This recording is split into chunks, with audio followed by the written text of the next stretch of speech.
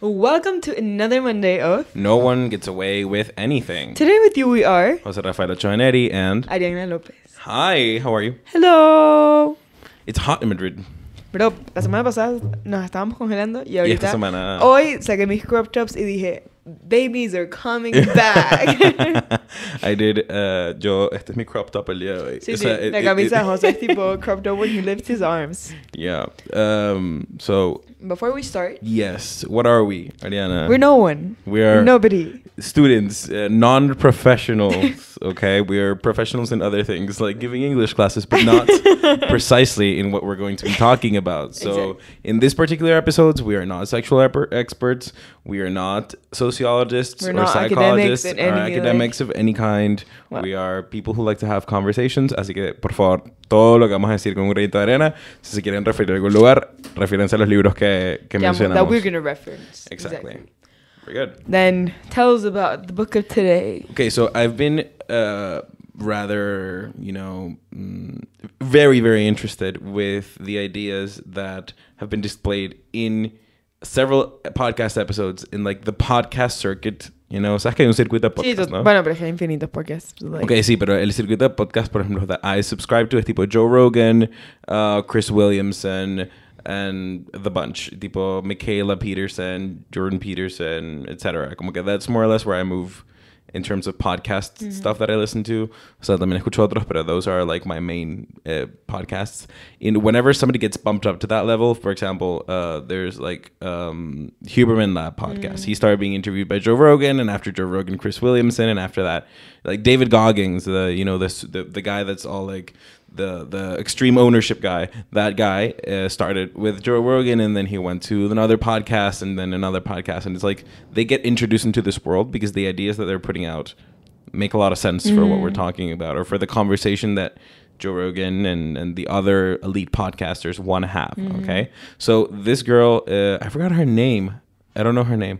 If you can look it up. I'm on it, baby. She's awesome, though. She wrote a book called The Case Against the Sexual Revolution. And I started listening to this from Chris Williamson's podcast, Modern Wisdom. Again, highly recommend that podcast. Incredibly amazing.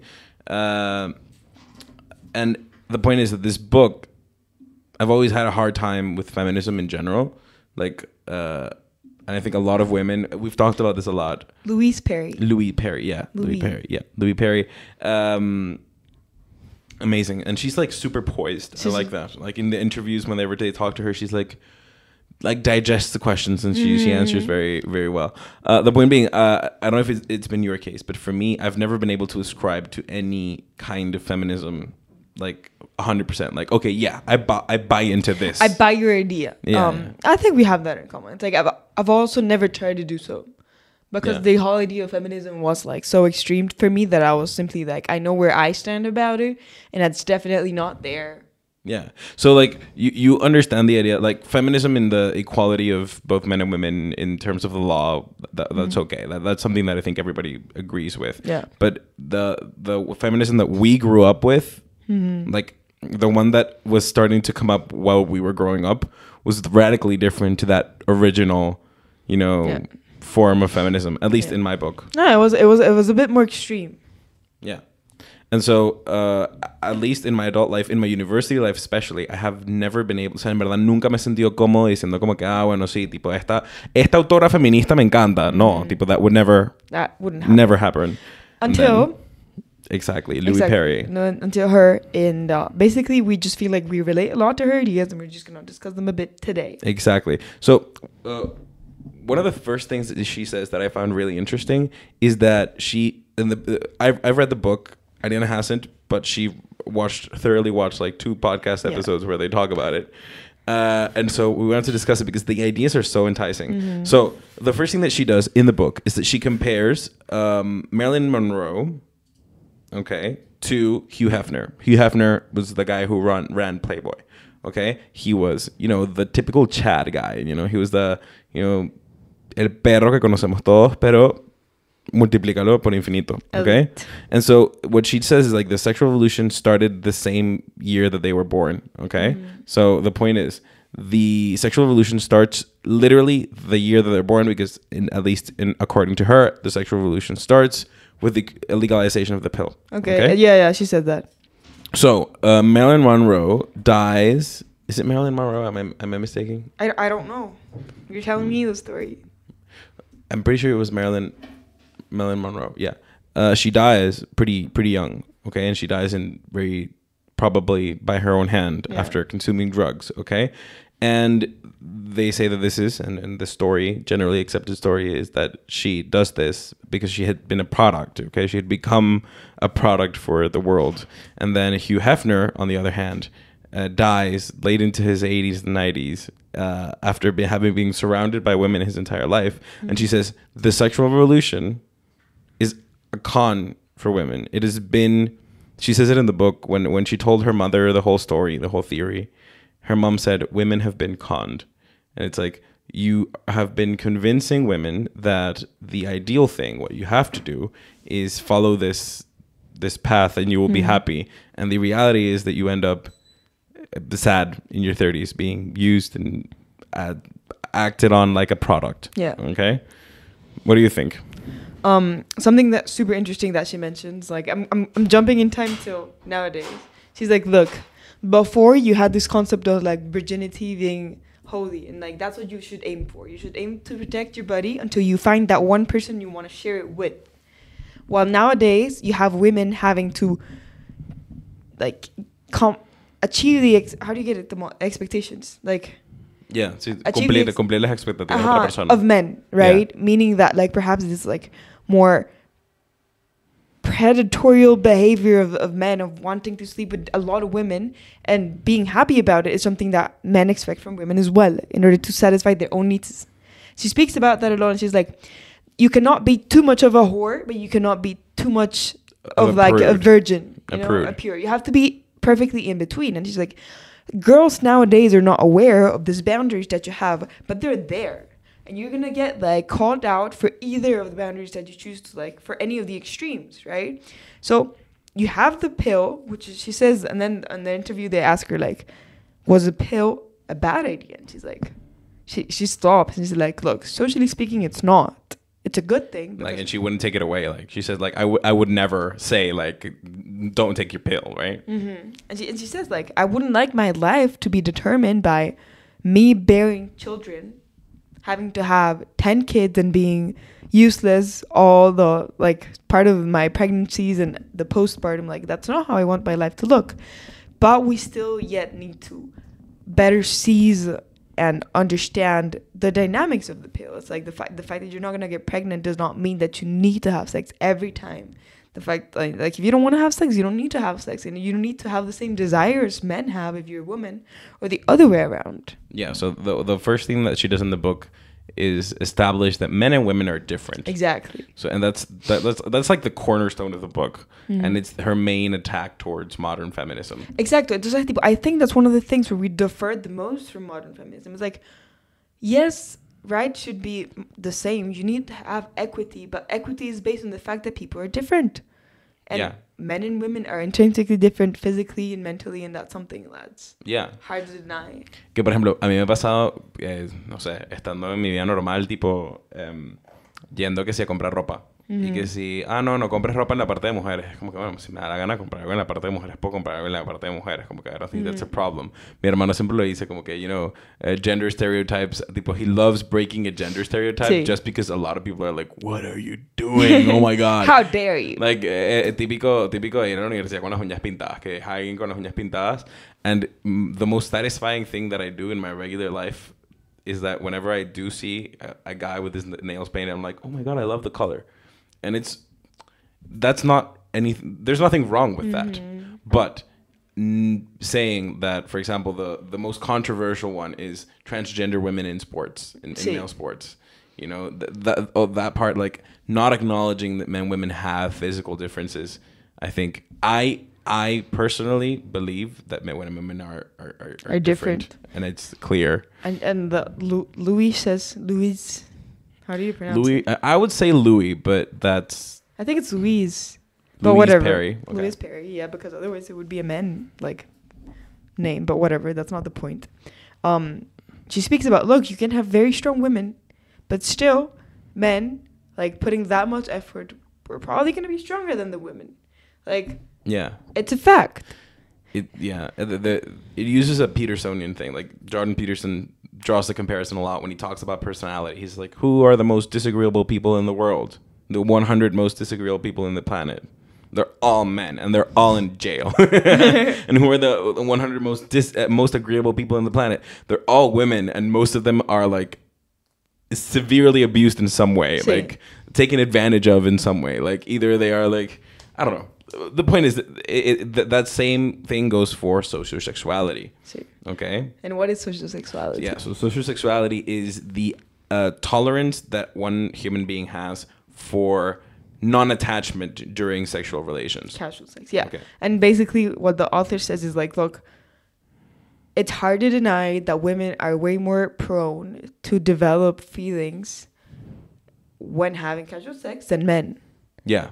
And we see that is wrong. Like, I think, and again, going back to the idea of feminism that we have, especially, es que suena demasiado como abuela con la que voy a decir, pero the newest generations. Oh my God. For example, it's something I see a lot in my sister. She's like, yeah, I'm a strong woman. I don't need of any men, you know? Y esto como que, like, I don't want to catch feelings for you. Like, it's wrong for me to feel like I depend on you. That's odd. Yeah. You know, it's like, I don't agree with that. I think that vulnerability and showing the fact that you can be protected by a man if you want to, whatever, it's not something that makes you weaker. Yeah, so giving somebody the power for them to take care of you. Exacto. O sea, tipo, being taken care of should not be seen as a weakness. Yeah, but define taking care of. For example, I'm going to put the example of a relationship because I think that it's the easier one to grasp. If you would have put, like, let's say, I don't know, a girl, two girls, right? And then there's going to be this one girl that's like, I don't need of you, like, my boyfriend, man, whatever. I can do everything on my own. I don't care if you take care of me. I'll do everything because I know I can. I want to show you that. Okay, good for you. But also, what if the other girl, it says like, I can do things on my own, but I really appreciate when you help me, when you're there for me, when you take care of me, when you make me feel safe. Because although I know that I would be fine on my own, the fact that you're there makes me feel better. Yeah. That's a good thing. And we're making it look bad. And I don't think it should be like that. Yeah, so chivalry in Europe, Sí. at least I've seen, o sea, in Madrid, chivalry is seen as a bad thing. And I have this running joke with my friends. We're absolutely freaking princess to each other. Sí. Like a couple of my university friends and I were like, we count the amount of times that we open the door for each other, and we get super like, oh my God, you walked first before me 3 times today, man. And we take care of each other in that way, and it's a joke, but it's also not. It's also not. For example, in my circle of friends, I'm really lucky, and they're all European, most of them. And also in my relationship, it's like, I like when people take care of me. Yeah. You know, and like, I like to feel protected, and I like to just like, you know, I like to be like vulnerable for other people to like take care of me, and that means I feel safe. Yeah. There's also this there's this epidemic of men killing themselves. So a lot of it is like Chris Williamson talks a lot about this. So if you want more content on this, go to his podcast. He mentions a lot of the times that in a lot of the research. So I think it's like 60% of suicide attempts are made by women, but 70% of successful suicides are made by men. Okay, so more women are trying to kill themselves than men, but more men are succeeding. And it turns out that psychological help, okay, so what do you think is the population that most rejects psychological help? Men. Especially older men, but men in general. And it's because men don't want to sit and talk about their feelings in general. They mostly want to feel useful. You know how a young guy feels really useful? Helping somebody, taking care of somebody, making them feel useful. You know, you want to feel useful one day, go to a nursing home. Go to a nursing home for a couple of hours. You will feel incredible. My girlfriend has told me for a long time that when she moved to Spain, she used to be very dressed in black, not display any colors. And like she had a couple of things that were like green because it's her favorite color, and like she would wear that around the house, but she would never go out with colorful things. She would avoid it as much as possible. She liked like the black look or gray look or white look. Like that's what she liked. And she told me like for the last year and a half since I've been with you, everything I have is colorful because I feel super comfortable in my femininity now that I'm with you, because I know that it's not a bad thing anymore either. So like it's so perverse. It's like men are bad. Okay, and so we shouldn't rely on men. Sí. But then because men are bad, we should act like men because that's where the power is. And then you make the femininity wrong. Something bad, see. It's crazy. It's odd. But we're not saying that is feminism, you know? We're just saying that sometimes it just can lean towards that. And we just feel like that's super counterproductive. Yeah. And something I was talking about with Jose that I heard in a podcast a long time ago. So he like this person said basically, you have a lot of more women in the workplace nowadays taking role that usually were for men before, and that's a good thing, of course. Like you have women leading stuff, but it's true that perhaps these roles suppress your feminine side sometimes because you have to act very tough. Your feelings cannot be so much on the table. You have to be like, if you want to deal with men, esto es como super ilustrativo, pero I don't necessarily mean what I'm saying. O sea, tipo, you have to act like men to be like men and to beat men in the workplace. You know? And that's going to make you detach yourself from your feminine side. Entonces, women, when they don't feel feminine, se ponen ariscas. Tipo, I know that for a fact because I've been there. When I don't feel in touch with my feminine side, I don't like when people touch me. I don't like when people talk to me. Anything you tell me, I'm going to be like super antipática about it because it's like, estoy como en este ambiente súper defensivo y súper agresivo, which tampoco me gusta. O sea, es como que you enter that sort of gray zone super unexpectedly and then you just find yourself being like, o sea, a veces yo es como que, brother, en verdad a mí me encanta como que give love and give hugs and stuff. Y está bien que de vez en cuando como que te salgas de eso, pero being in touch with that and allowing yourself to do so es súper importante para poder ser feliz. Sí. And perhaps we're not giving it that much importance. Y también como que aceptar que you can be feminine and be powerful at the same time. Yeah.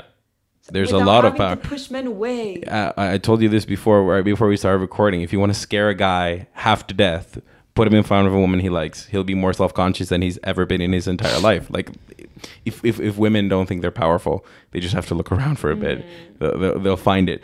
One other thing that the book talks about is monogamy a lot. So it talks about monogamy, dating, and satisfaction. And I think that one of o sea, de las cosas que más me sorprendió del libro fue la manera, she makes a little test at the end, at a point of the book, where she talks about social sexuality. She says that women have a lower social sexuality on average than men, meaning that they get attached more in casual sexual relationships. Even if they convince themselves that there's nothing there, they start like obsessively thinking like, oh, does he actually like me? But he's not saying it. And then they get into this thing where it's like, oh, he did this that he normally doesn't do, and that's a sign that he loves me. And it generally does not end well for either of them. That's the important take, like for either two sides, right? And then the what I really love about this is that she makes a list and she says, look, I'm going to ask 4 questions. If you get any of these 4 questions wrong, that means that you've had at least a bad sexual experience, at least one bad sexual experience. And it means that this sexual model, the sexual revolution, has failed you as a woman, okay? If you've ever felt forced into doing something that you didn't want to do, even though you were consenting to that activity. Pero, tipo, regarding sex or in general?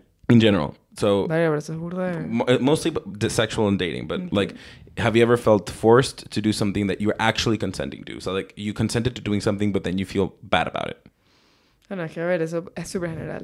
Yeah, but I don't know, dating a guy and like going back to his place and him being like, oh, do you want to stay over? And you're like, I feel kind of obligated to do this, so I'm going to say yes because everybody does it. What we were talking about, the perfect balance between being slutty and not being slutty. Okay, so she asked that, and she asked like, have you ever felt like you were have you ever denied to the person that you were with that you have feelings for them in order to keep being with them? Yeah.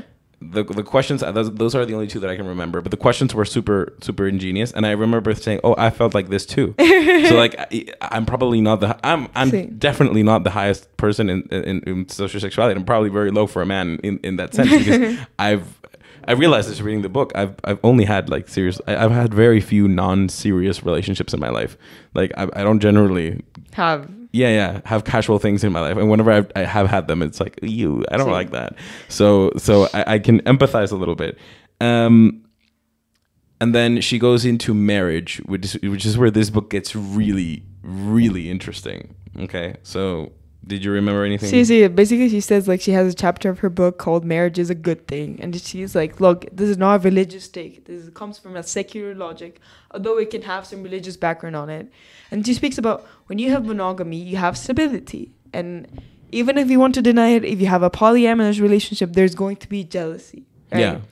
And another interesting thing they talk about, and it's more about men, and it was more like the podcaster who actually said this, like, look, when a man is in a stable relationship, their testosterone levels lower a bit. Yeah. Because they feel less need to go out and look for women and look to call the attention and to be aggressive, right? And it lowers even more when you have a child.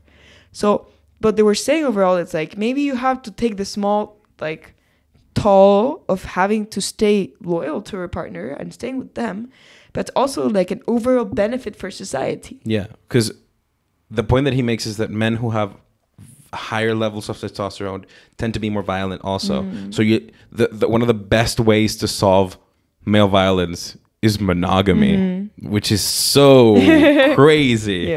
One of the other things that Chris Williamson posted this on his Instagram the other day, which is a crazy statistic. So they did a study where they study the correlation between divorce, like rates of divorce, and the amount of sexual partners that you've had in your life. It turns out, independent of whether you're a man or a woman, if you've had between 3 and 7 sexual partners, you're 75% more likely to get a divorce than if you've had none, or 0 to 4, I think. I don't remember the exact figures. Nada más te has acostado con 3 personas, además, tipo, including your husband, you're way more likely to stay with them than if you've had. What if it's 1 and 1? But that's the crazy thing. If your husband has had sex with more than 3 people, okay, you're statistically more likely to get divorced than if he hadn't. That's wild. That's all. And that it doesn't differentiate between the sexes. That's really crazy. That's crazy. Yeah. It's crazy. And when you think about it, you sit down and you say, so you're saying, and then the statistic before that says, it's a study or a post before that says, there's been a lot of studies conducted on the Happiness Project. Have you heard about this? The long running project on happiness. Well, it turns out that people who are married are just happier. Like, hands down, they live happier lives. They make more sacrifices, but they have happier lives.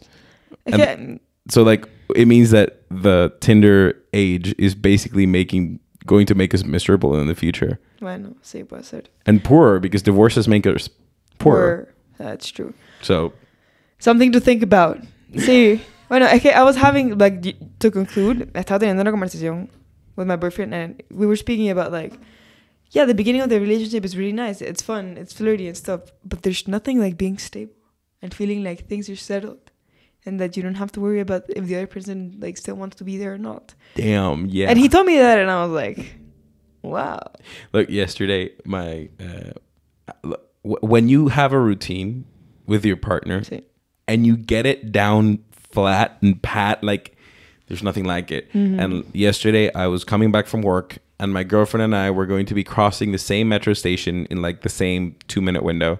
And I told her, wait for me at the stop that we always like to get in the same, you know, la misma entrada del metro, porque que la hay una que tienes que caminar mucho, entonces es la que menos hay que caminar por dentro del metro, entonces agarramos esa, ¿no? Entonces dije, wait for me there. I went to a flower shop that was right on the way, bought flowers, went like €2 flowers, like you don't have to spend much. Went, hid the flowers along the way, hid from her, then as soon as she saw me, brought out the flowers, made her freaking day, went home, had a beautiful night, slept like a baby, and woke up the next day. I was like, I feel amazing. I feel like such an accomplished person.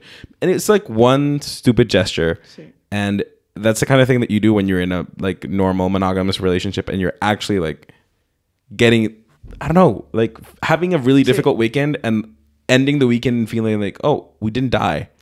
We did this together and things worked out. That's amazing. Bueno, and yeah, creo que takeaways of this, from what you're just saying, it's like, there's no need for you to suppress the way you feel towards your girlfriend. And like, you can call this the feminine side, the more sensitive side of you, and that's good for you. Exactly. It's bringing something positive to your relationship. And like, perhaps one of the things that we're sort of criticizing about the sexual revolution, it's the idea of having to suppress things that come natural to us. Yeah. Which can be love, which can be stability, which can be feelings and attachment towards a person. Like, what I take from this episode, and what I believe I want people to take, it's like, it's okay to not be completely independent, and it is okay to rely on other people. You know? And it's like, having someone that you can build a life with, or a project with, and to trust, because things are not going to be perfect. But like, I heard a quote from Jay Shetty, a podcaster I really like. Yeah. And he's like, look, you're never going to find the perfect partner. You just need to find a person who wants to work in it with you. And this is sort of also summarizing. It's like, if we can get to a society where you can find a lot of people like that, our overall well-being is going to be so strengthened by it. There's two things that I really like about this episode. The first one is a tip that she gives, which I think is super applicable in the world, which is, don't have sex with anyone you wouldn't have a baby with.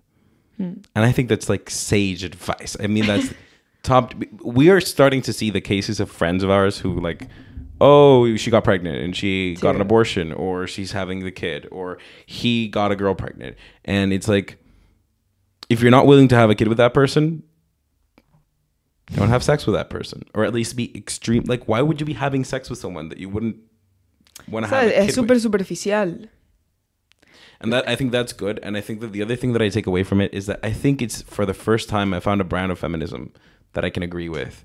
And I think I want to end with a prediction. I think that our generation is going to be much, much more monogamous than the previous ones. De verdad? I do think so. I hope so. Because, look, I don't think that you and I are geniuses in any way, shape, or form. I think that we're normal people who study our careers and live our lives. And if we're noticing this, and if we're noticing that the Tinder age is bad, and I've seen this in my friend group, like, you have no idea how happy I am whenever I see one of my friends tell me, like, you know what, I kind of don't want to go party anymore. And I'm 21. I don't want to go party anymore. I really don't want to go to a party, try to make out with some random girl, and then like go home and feel bad about it. Like, I want to do something better with my life. And I see that every day, and I really love that idea. Like, I've been working on that for a very long time, and I realized very quickly, like, I don't like to party. Like, I like to party, but not that I don't like to live in a party. Sí. And like, the same way that people like, oh, I love drinking, and they're like jugging down tequila. I'm like, no, I can have a drink, but I don't like drinking. So having that positive outlook, where a lot of people our age who are starting their lives are realizing quickly that there's nothing to be found there. Nothing, like literally nothing. Sí. Like, actually, if you go down that path where you just party and are, there's very few people in the world who can actually live, and there probably are some people who can probably live a happy life like that.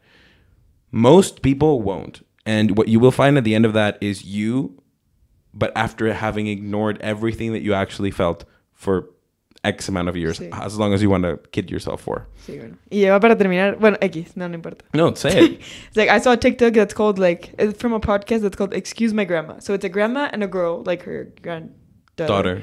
And she was like, one of the things she says, like, my grandma gave me a tip one day. She was like, look, you're never going to meet the love of your life at a bar at 2 a.m.